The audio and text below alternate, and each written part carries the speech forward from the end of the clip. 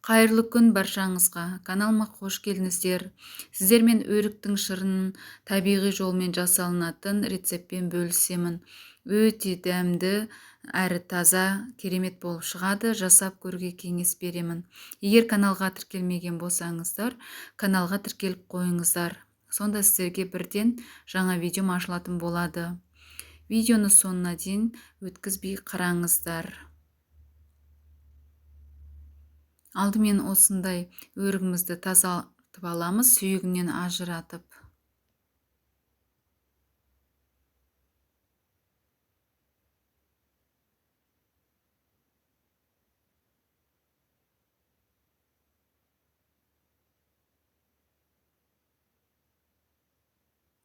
Міне ажыратып, дәнінен тазартып алдық.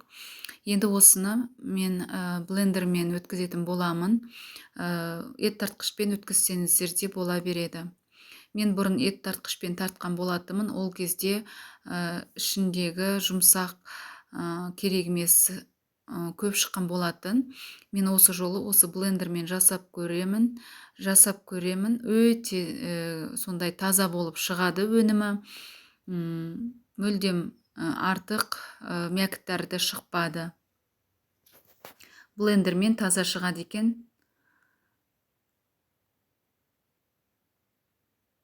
Достар, описанияға толықтай рецептін қалдырып кетемін. Сол жерден қарап жасасаңыздар болады.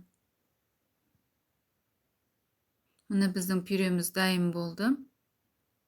Енді осыны өлшейміз. Өлшеп қазанымызға құятын боламыз. Осындай менің қазаным 3 литр.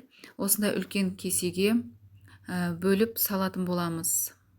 Менен осындай 2 дана кесе шықты.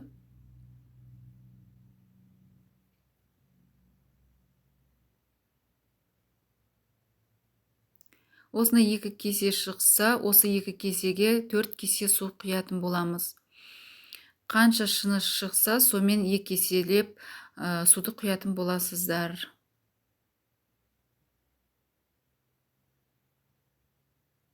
Енді су құямыз осы кесемен. Мене 2 шыққандықтан мен 4 кесе су құятын боламын.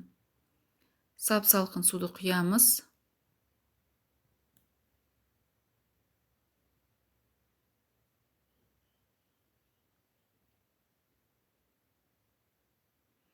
Енді жақсылап араластырамыз.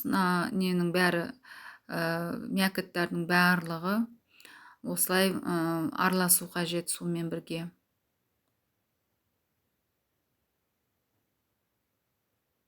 Енді осыны сит арқылы өткіземіз.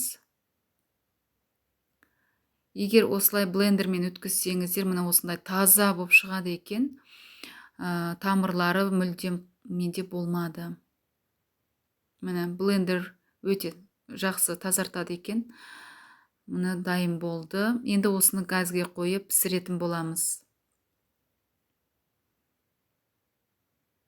Газге қойдым, қатты отта қайнататын боламыз. Көбігі шыққанша қайнатамыз. Міне менде көбіктері шықты. Енді осы көбіктердің барлығын алып тастаймыз.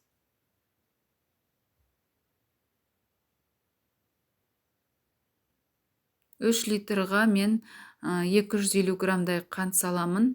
Сіздер дәміне қарай салсаңыздар болады. 200 грамм салса да болады, бірақ мен тәтті болғанын қаладым, сондықтан 250 грамм қант салдым. Енді осы қантымыз ерігенше қайнатып, сосын 15 минутқа баяу отта пісіріп аламыз. Дәл осы рецепті қысқа дайындап, банкеге жапсаңыздар болады. Өте дәмді, керемет болып сақталады қысқа. Жасап көріңіздер. Қазір дәмін тататын боламыз. Қою сондай керемет болып шығады. Мына жерде қатты толықтай суыған жоқ. Қатты толықтай суыған кезде сондай қою әрі тәтті дәмді болып шығады. Қазір дәмін көремін. Сондай тәтті дәмді болып шыққан. Жасап көріңіздер. Жасап көруге кеңес беремін. Баршаңызға ас болсын.